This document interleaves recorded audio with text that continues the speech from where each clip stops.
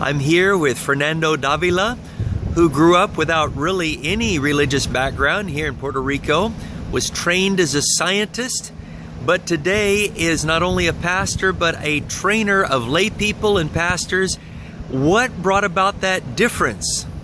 Oh, that's a good question, Dan. I will try to be as short as I can, but it's a long story.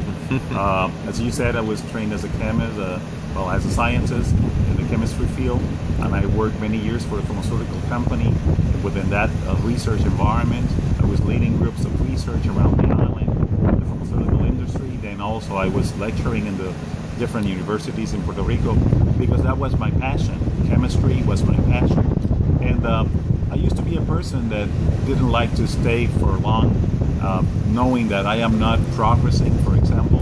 And as several points within my life, I used to make introspections. I used to think about myself, think about my life, the way I was moving.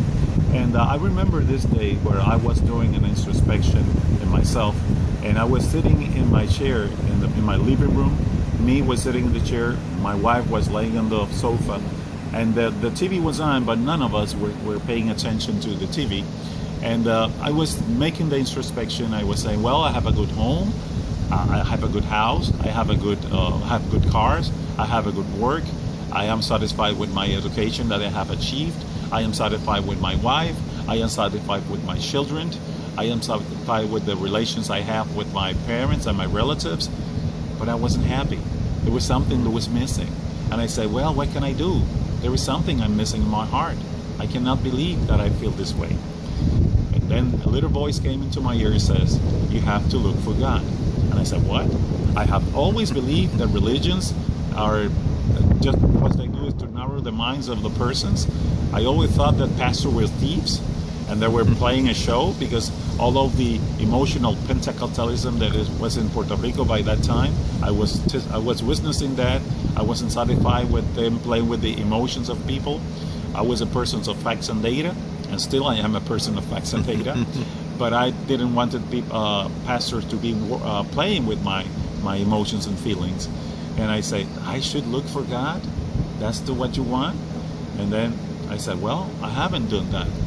I should look for God. So I walked to my wife where she was laying in the sofa.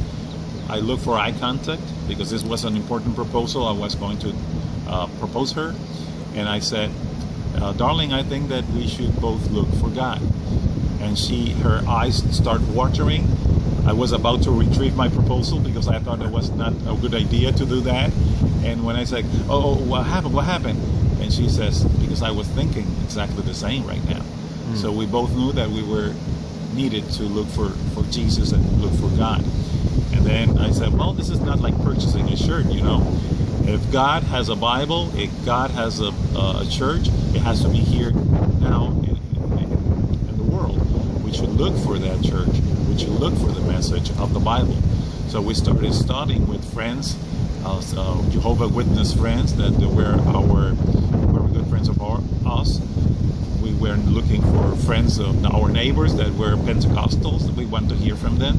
We want to hear from our family. Some of them were Catholics. We listened to everybody. And God showed me the right way in the prophecies, in the book of Daniel, Revelation, which I was loving to understand, because I thought, well, if God permitted that book to be written and it's for us, we need to understand it. And many people say, no, there's no way you can understand Revelation. But yes, there is a way to understand Revelation.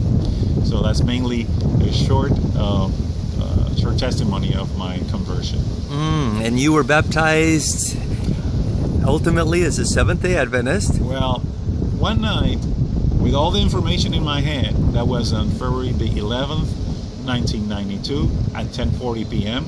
in my room. I was having a biblical study, looking information in the Bible.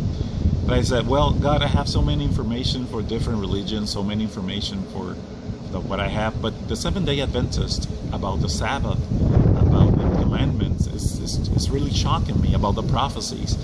And I said, well, God, I know that I have information, which is good, but I want you to tell me by yourself. I will not trust any man. I will only trust you. And I am speaking with my heart in my hand. If you give me and you show me the right church, I will go and I will do whatever is needed. Because there was much that I could lose. For example, if I denied to work on Saturdays, I was a manager in a pharmaceutical industry, a very good renewed position, and sometimes I had to work on Saturdays and had to ask my people to come into the laboratory to work. But I said, but there is still, I have much more to lose if this is true and I am not obeying his commandments. And I said, well, God, I want to congregate in the right congregation. I want to know if the commandments are still for us, and if the Sabbath is still the day of the Lord. And I make this prayer, and I close my eye and start moving the pages of a Bible. And by the way, this was a Catholic Bible, so I could end up in a apocrypha book. So I did that, and I came to Psalm 111, and I encourage you to read the Psalm, and you'll figure out that this is the right way to congregate, where the people are obeying the commandments of God, and there's a lot of wisdom in those who obey their commandments. So you were baptized not long after. Then you became an active... I was baptized on February 29th. There was a leap year. And the 29th I came out to be on Saturday. So it was Saturday the 29th, 1992. All right. You can look at the calendar and make sure it's correct. And from there, you became an active missionary for the Lord, later became a first elder, just in the last few years became a pastor. That's right. And now more recently, the East Conference in Puerto Rico has asked you to be the personal ministry Sabbath school leader for the conference, training lay people, and now you're involved with faith and science presentations and all kinds of things. And I have to add, and your daughter married my son. Oh, that's right. Hey, thank you for sharing, and may God bless you and your family. It was a pleasure.